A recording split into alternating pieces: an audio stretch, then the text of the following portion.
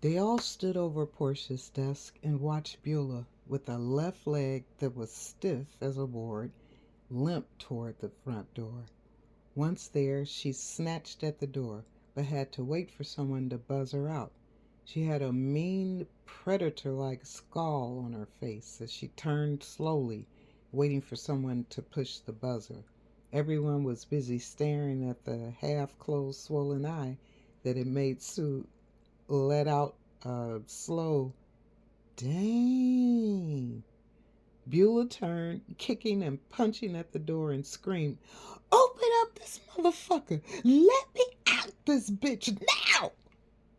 Before Sally could make it from the back into the buzzer, Beulah had turned around and pointed at Portia with her "fuck you" finger. "You is a sorry bitch. I'm gonna fix your black ass, yo skank ass hoe. Fix me now.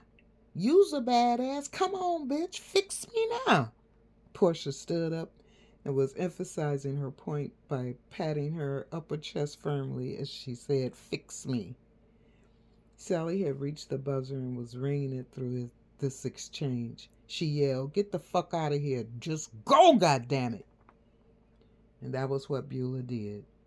The women hadn't initially noticed the 357 Magnum Sally had brought up front with her, but they saw it now. All five women stood at the plate glass window and watched as Beulah jumped into her boyfriend's Trans Am, which she had parked across the street earlier. She screeched away, unaware of other traffic, and almost caused a collision when her car made a drastic swerve to avoid hitting her car. "Ooh, she gonna kill herself," Mona wailed. Sue let out a slow "dang." "All right, god damn it, let's get back to work. We working up in here.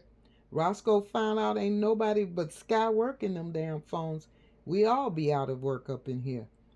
Sally had the gun in her right hand and was pointing it to the floor. She laughed a little when Persephone exaggerated a look of fear while gazing at the gun. Mona and Sue scrambled to their desks and they each picked up one of the flashing lines. Sally asked Portia if she was all right, to which she answered, "Nah, why wouldn't I be?" Before she went back to the computer room, Persephone heard Sally tease Portia, saying, "Girlfriend, you ain't tell nobody you was taking classes at the Taekwondo school across the street.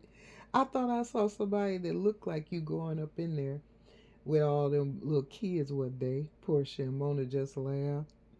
Everyone eventually got all the calls answered and the work caught up. After Roscoe came in and Sally explained to him what had happened, he agreed with Sally, niece or no niece, as Roscoe put it. "She my wife motherfucking niece. She ain't none of my blood." That meant he agreed Beulah shouldn't be allowed to return to work. Persephone and Portia didn't go shopping as planned. Portia said she just didn't feel up to it. Instead, Portia treated the champ to a dinner at Red Lobster. Persephone just had a large salad. Portia opted for the Admiral's Feast, which Persephone ate vicariously through every bite Portia took. Once during the meal, Persephone leaned over and whispered a few notes of music softly, singing "Everybody was for kung fu fighting." That finally got a laugh from Portia. A few nights later, Persephone was awakened in the middle of the night, by the ringing of her telephone.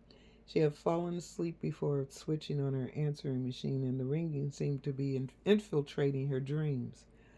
On what must have been the 39th ring, Persephone picked up the phone and, with a husky, just woke up voice, answered, "Hello?" "Hey, Percy. How's my juicy stuff doing, huh?" was the response of the male voice on the other line. "Calvin," Persephone asked in an annoyed tone, knowing he was the only one who had called her Percy back in the day. I know that's right. You got it, baby. He laughed. Then, in a quiet, trying to sound sexy voice, he said, So, how you been doing? What you want, Calvin, huh? Persephone demanded. Percy, baby, why you want to do a man like that, baby? You want me to beg or what? Calvin said, still thinking he sounded sexy. He sounded more like he was in need of a respirator. You know I don't like to be called Percy, Persephone protested through clenched teeth, then got angry with herself for implying in that simple phrase that Calvin might warrant future conversation with her. How come you ain't answer my calls when I was in county, Percy? Huh, baby? What's up with that? Calvin persisted, reading just what Persephone didn't want him to read into what she had said. She could remember well the collect calls from the jailhouse. Calvin had been awaiting a burglary trial and couldn't make bail.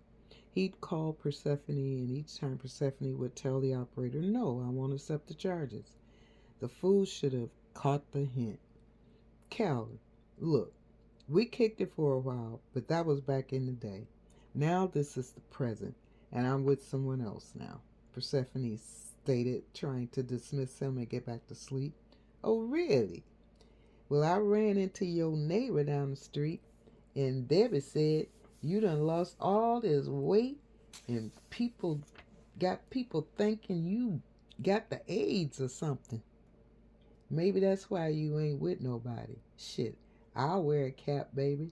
Talk to Calvin, he crooned, still trying to sound sexy. He then went into his version of Two Lives Crew, I Want Some Pussy.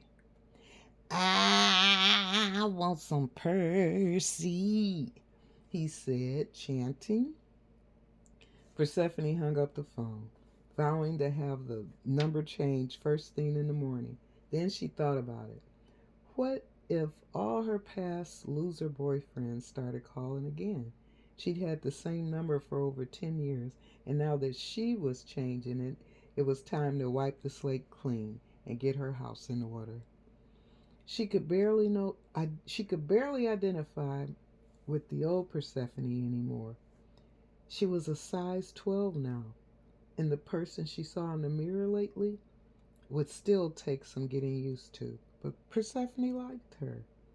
She had a hard time trying to doze off, but after a half hour or so she finally did. She had a sweet dream of Wayne DeYoung and her at a big Hollywood party, everybody partying and having a good time. Then the dream got real stupid when Beulah came in screaming, Where's that black bitch? Thankfully, Persephone's alarm went off, signaling her to get up and keep up with her routine, which meant walking. Persephone had been introduced to the idea by Mrs. Jones, the number lady, and couldn't get enough of it. Mrs. Jones had casually mentioned that she occasionally would get up around 6:30 a.m. and drive out to Northland Mall. At that early hour, all the shops were closed, but the main doors were open, and there was a group of walkers, approximately 70 people, that came every morning, along with the usual restaurant workers and custodial and security staff. The walkers would walk the entire circumference, the main floor of the mall, as laps. 4 laps was the equivalent to over 4 miles. It was perfect. The climate was always near perfect. You had shelter from the elements and no barking dogs or dog doo-doo to disturb your walk. When Persephone had started this month ago, she would sometimes bump into Miss Jones, who was usually completing her last lap or just about to leave.